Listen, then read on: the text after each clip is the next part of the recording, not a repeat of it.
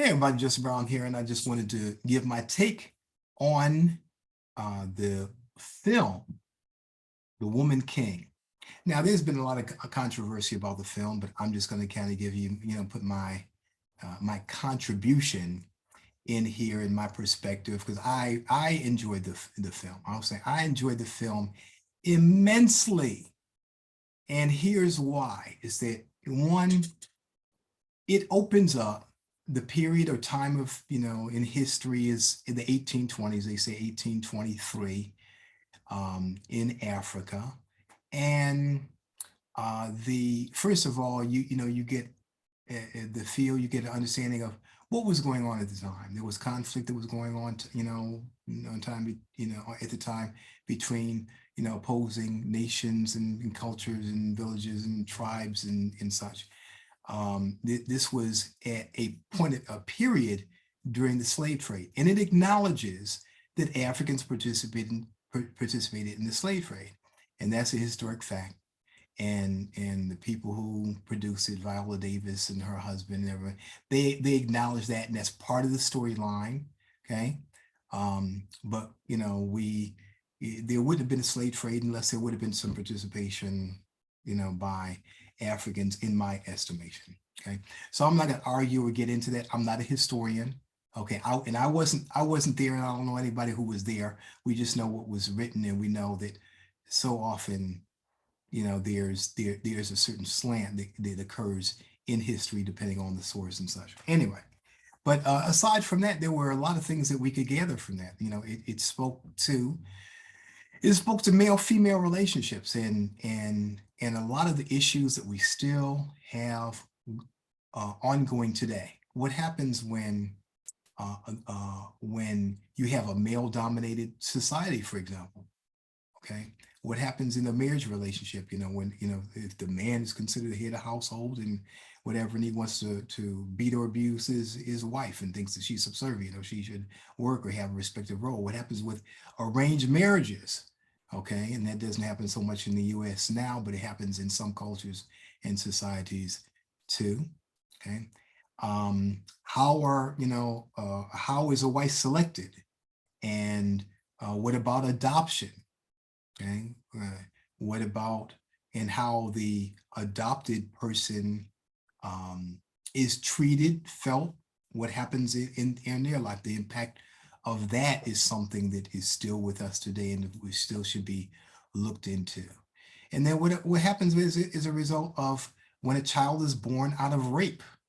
Okay, and what happens during conquest, you know, time of conquest of one nation over another, because because one nation is larger, they have more armaments, they have more people, they have technology, whatever is going on. We still are dealing with that today. We're dealing with that right now, right here, right now, okay, in present society. And then the relationships between men and women. So the character development was great.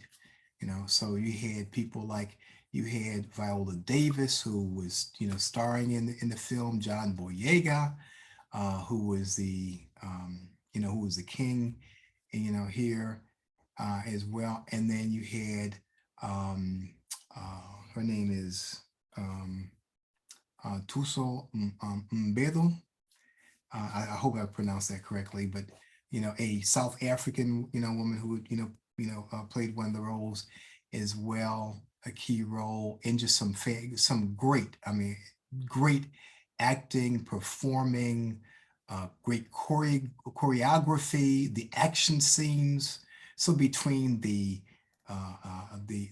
backdrop of South Africa and the depiction of African villages and life and spirituality and rituals and ceremony and dance and in addition to the action, the violence and the fight scenes and the training, all that. Okay, the rites of passage. There's so much that you could really see in this, that it should not be relegated strictly to one or two standards, principles, or measures where some people say, well, that wasn't historically correct. Do we really even know that?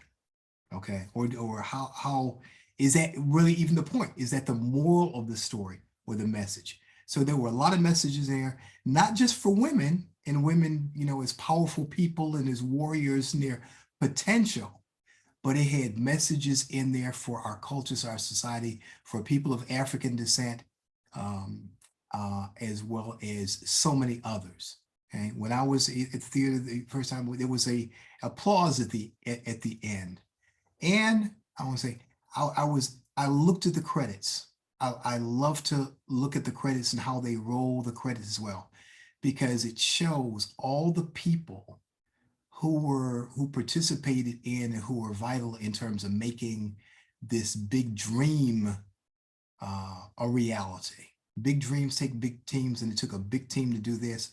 So kudos to Viola Davis and Hubby and the other producers and writers and the director, fantastic director, and all the people who did the cinematography, who put this classic, this epic film together that, yes, should be very well awarded for Emmy Award and for NAACP Image Awards and all types of things. It was tremendous. So if you haven't seen it, I encourage you to see it.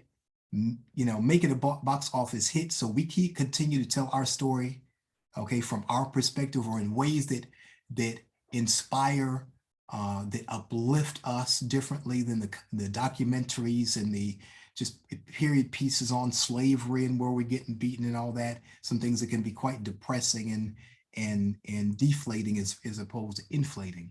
Okay, so see it. If you've seen it before, see it again, but see it through another set of eyes, and take into consideration some of those factors as well. Look at that and again and say, how is this still impacting us today? Okay, anyway, that's my take on the Woman King. Check it out. And and again and again, and let's make this a an exercise in how we can reclaim our heritage and reclaim our stories, and how we can make a difference through that powerful medium, film. Take care. See you.